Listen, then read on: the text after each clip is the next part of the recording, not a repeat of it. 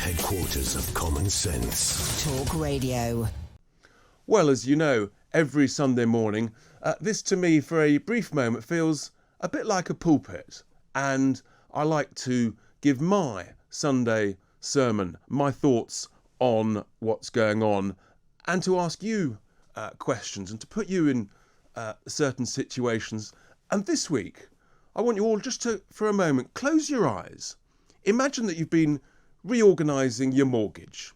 You've dealt with a broker, you've agreed terms, everything's basically sorted with a new mortgage provider, and it's basically just going up to the credit committee to be sort of rubber stamped, formal approval, no problems at all. And then you get a call. It's been rejected because of something that you said publicly over the weekend about wanting a debate on an important issue like net zero. Yeah, just imagine how that might feel. Or imagine if you've booked a wedding venue for the wedding of one of your children. The invites have been sent out. You're all very excited. And then the venue cancels on you. Cancels on a signed contract because they didn't like the DJ or the band that you had booked. Imagine then booking a second venue, announcing that to all your guests, and within 3 hours of booking that second venue, the owner of that venue gets text messages, phone calls, threatening him that if he holds this event, there'll be trouble. He really shouldn't do it. Even though, and essentially, then the fear of that owner of that second venue being so great, he actually phones up the people wanting to hold the event saying, please can I pull out of this signed contract? Now, you're thinking about those things. Where do you think you are? Are you in Russia? Are you in China? Are you in North Korea? All of those places, of course, where freedom of speech is massively restricted. No, I've got bad news, folks. Really bad news. This happened this week here in the United Kingdom. Yes, unbelievably. Because of what I said about wanting a national debate on net zero last Sunday, on Monday afternoon, the lender organising a new mortgage on some commercial property I've got, when it went up to the committee for a rubber stamping, they said no, because of what I'd said over the weekend about net zero and shale gas. My mortgage was refused. And yes, on Tuesday, the venue that we had booked for our first rally for Vote Power Not Poverty in late March, again, a signed contract, they just tweeted out, they'd pulled out.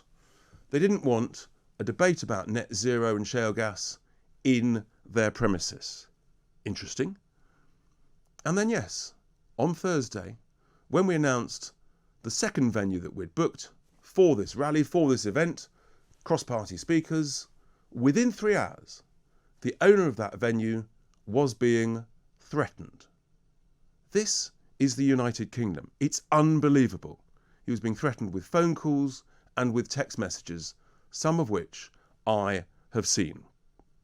Welcome to the world of wet, feeble, corporate groupthink, consensus groupthink about Boris's net zero plans.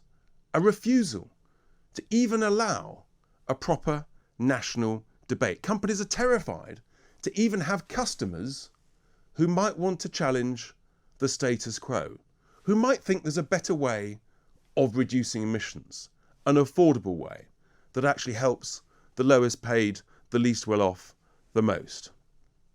Welcome to the world of what I call eco-zealots, bullies, who want to threaten you and your suppliers. The absolute fanatics. And then here we go, at a time when fuel prices are at record highs and going north. Yes, you guessed it. Extinction Rebellion have popped back up. Remember them? Yes, they're now planning blockades of oil refineries. So guess what will happen to fuel prices? They'll go up even more. Be under no illusion whatsoever at a time when there's war in Ukraine. We're all worried about the threat of World War III. Yes, the eco-bullies, the extremists, the fanatics, the zealots, they are declaring war here in the United Kingdom on anyone who doesn't follow their green mantra. I really do worry for our future. This week I was declared a Putin lover by the zealots just because I want a debate on net zero, despite the fact that I'm one of the people who's been calling for tougher and tougher economic sanctions. I'm one of the people who've been calling for internal regime change in Russia. But no, the zealots want to call me a Putin lover. Just because we want to have a campaign to discuss net zero, to put forward alternatives, it's not allowed. And my concern, from what I've seen this week, and I have to say I've been quite shocked, is that the battle to discuss this will be more brutal, more vitriolic, and more tougher than the debates over Brexit. Why? Money talks. The vested interests of the green lobby are absolutely huge. People are making fortunes from the subsidies for renewable energy, fortunes from advising companies in the whole environmental sustainability and good governance agenda. And they don't want anybody to challenge it. Quite extraordinary. And where do you think these lobby groups are funded from? Well, further details emerged today in the Mail on Sunday, and I urge you to read it, about alleged Russian funding of anti-fracking groups, anti-shale gas groups, not only here in the UK, but in Poland, in Romania, in Bulgaria, across Europe. Also, of course, promoted by that Russian state-owned entity, media entity, Russia Today.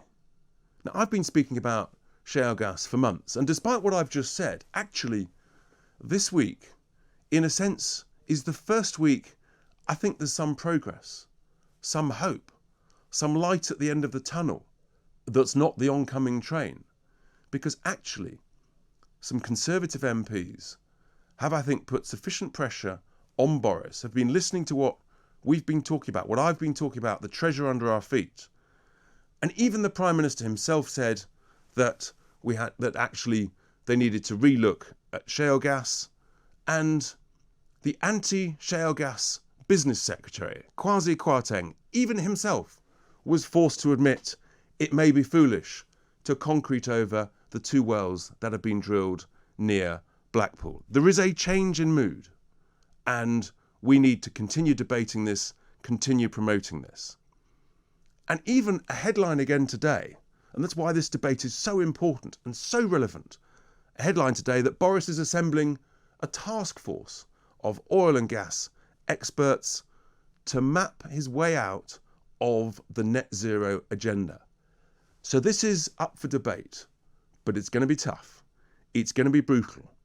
And we need to be aware of the threats to debate and free speech in this country. We need this debate on shale gas. We need to understand and promote and be world leaders in the new techniques to extract it. And we need a debate on Boris's flawed net zero agenda and the best way to reduce emissions. But what I've learnt this week is it ain't going to be easy, and it's probably not going to be that friendly. Here endeth my Sunday sermon. Good talk. Hot talk. Bold talk. Talk radio. Listen on your smart speaker. Watch it live on your smart TV. The world headquarters of common sense. Talk Radio.